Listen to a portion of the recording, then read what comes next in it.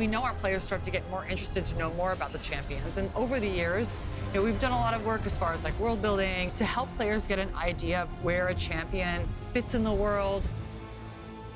The story is absolutely important, but we wanted to make sure we brought adaptations to the game where it made sense and appropriate.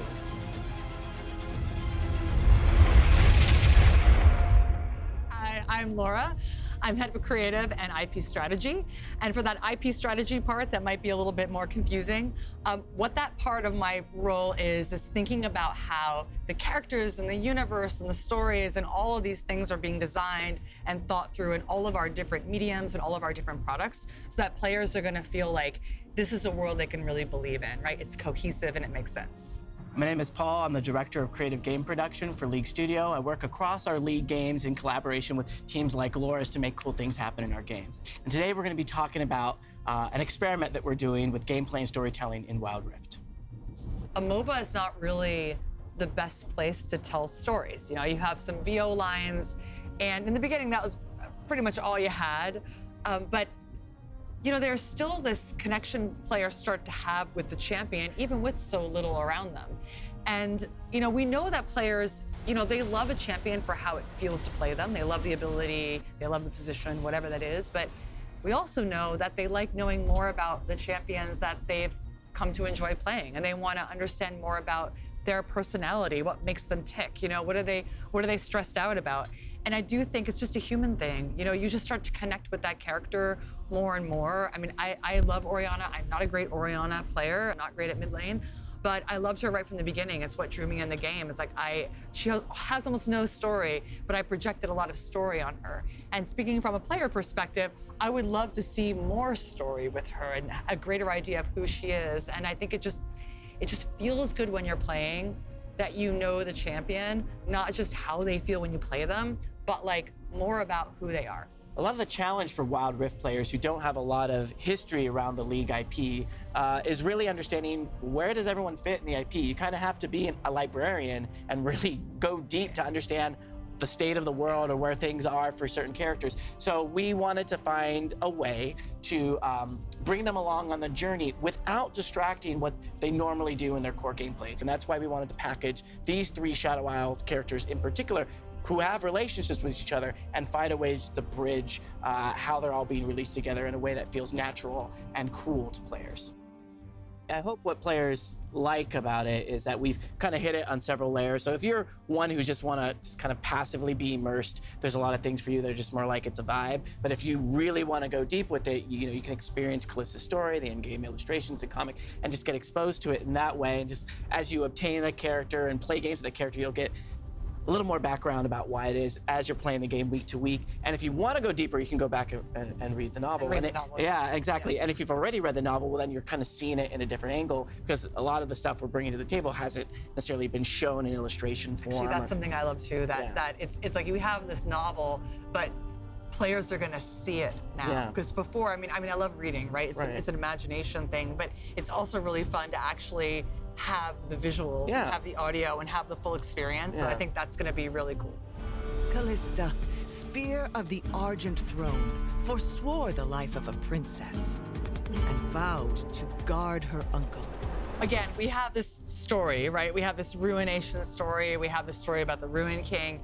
And we've been realizing it over the years in several different ways, but I think where it really came together so that players could understand like the characters, how they're related in the universe, was in the novel. And so much of this like thematic moment is gonna be drawing inspiration from the novel.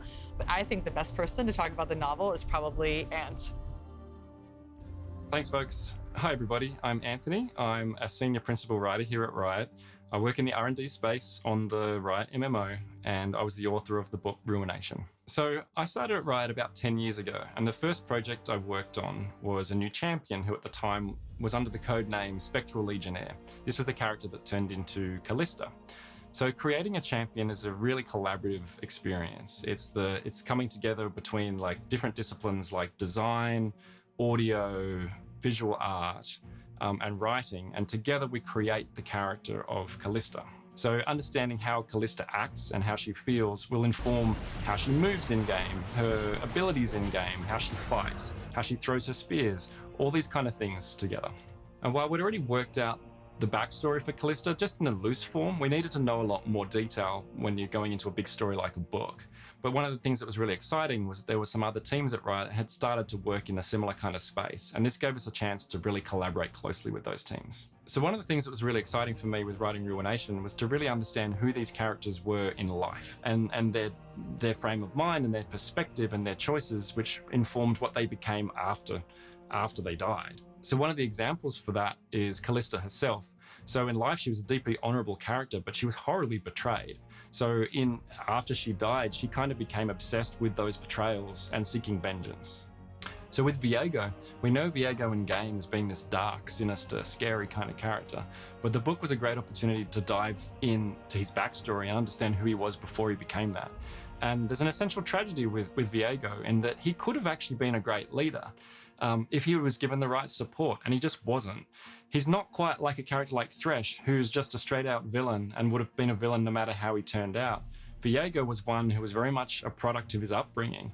He was very privileged, and he was raised as being quite a selfish character. And unfortunately, that's the sort of route that he took. Okay, with that, I'm going to throw it back to you, Paul and Lora.